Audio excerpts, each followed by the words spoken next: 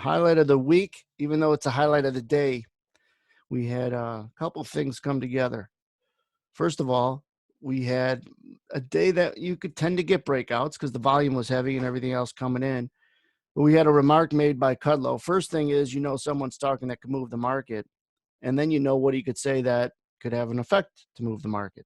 So the market was trading right around here. Hold on a second. I got to move this. Market was trading right around here when Kudlow answers the question that the U.S.-China trade talks are not off. Well, that's kept the market kind of weak the last 24 hours, or anytime there's hot talk between China and the U.S. like there was all of 2019. It's even worse now because of everything that's kind of clouded over the relationship. So when he says that, we get a big pop, and I thought we could get some continuation on a pullback.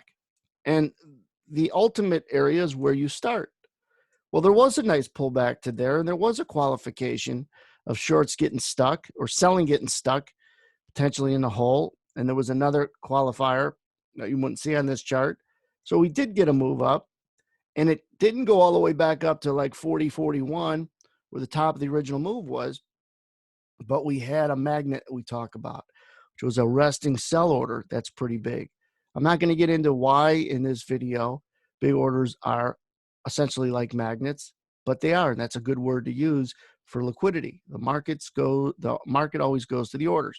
So it goes there a couple times and then comes off a little bit. Now, we don't know this yet. All we know is that a bullish comment came out. They came back to where it started. They tried to rally.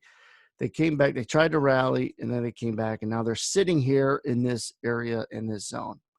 All we know is that if indeed Kudlow's comment was going to be super bullish, why the hell 20 minutes, 30 minutes later are we back to where it started when he made the comment?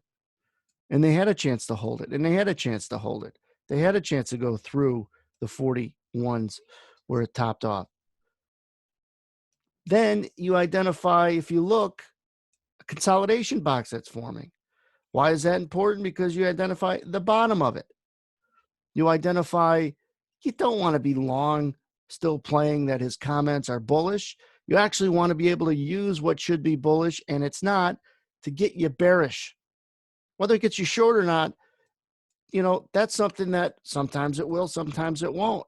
But to get bearish for the right reasons is always first step. I think step 2 is harder and more important to execute a bearish opinion. But step 1 should be, why are you bearish in here? Well, I think that the market is going to struggle to keep longs comfortable as it's rotating there. And why the heck didn't it rally, keep topping off short of the 40-41? Then you get the NASDAQ that was testing an area that Dave was talking about, 98 to evens. And it was a little stronger than the ES. So we do break 33 was the price with some sell stops.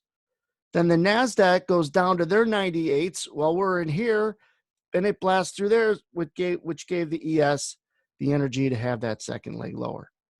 So when you're watching correlations in the NASDAQ to see when they could break out, when you're understanding chart patterns like this to see where they could break out, when you're taking in news from a White House official saying something that has been moving the market and it doesn't get it to go up, and it should, then you're using decent order. And now you're taking all the important circles of skill, overlapping them, and that's where your talent lies, your success lies.